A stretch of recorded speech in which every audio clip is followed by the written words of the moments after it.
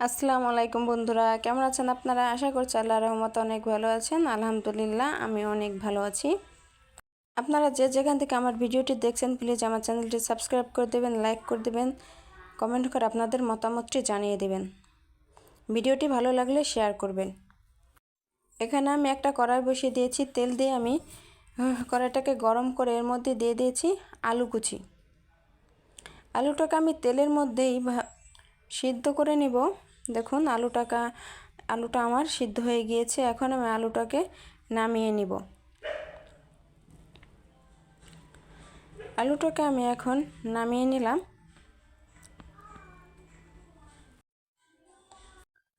এখন আমি কড়াইতে আরও তেল দিয়ে দিলাম।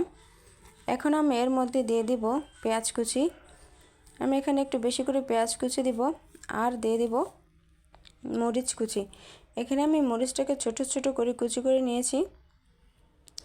এখন আমি পেঁয়াজ মরিচ ভালো করে ভেজে নিব। আমি এখানে অন্য কোনো মশলা ব্যবহার করব না, কোনো বাটা মশলা আমি আর ব্যবহার করব না। পেঁয়াজ মরিচটাকে আমি ভালো করে ভেজে নিয়েছি। দেখুন অনেকটাই কমে গিয়েছে, পেঁয়াজটা অনেকটাই ভাজা হয়ে গিয়েছে।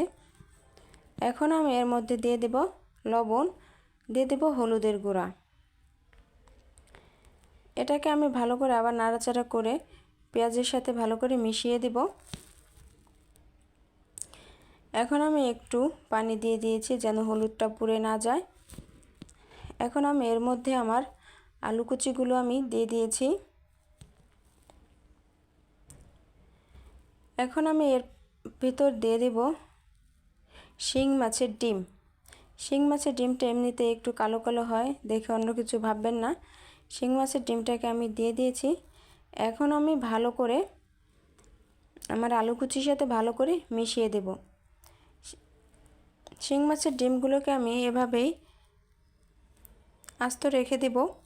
আমি শিং মাছের ডিম ভেঙে নেব না, এভাবেই রেখে দেব।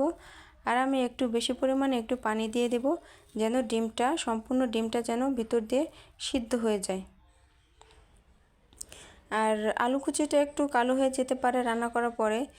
শিং মাছের ডিম যেহেতু কালো সেহেতু একটু হালকা কালো কালো হবে। দেখুন এখানে আমি 5-7 মিনিট আমি ভালো করে জাল করে নিয়েছি। এখানে আমার পানিটাও টেনে গিয়েছে। এখন আমি ভালো করে উল্টিয়ে পাল্টিয়ে আমি নেব।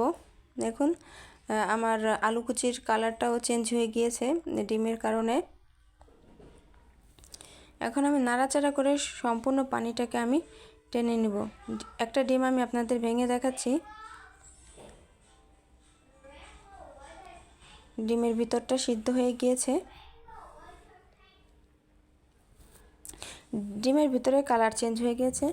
এতক্ষণ আপনারা যারা আমার ভিডিওটি ধৈর্য ধরে দেখছেন তাদেরকে অসংখ্য অসংখ্য ধন্যবাদ। এ পর্যায়ে আমি জালটা নিভিয়ে দেব, ভাজিটাকে নামিয়ে নেব।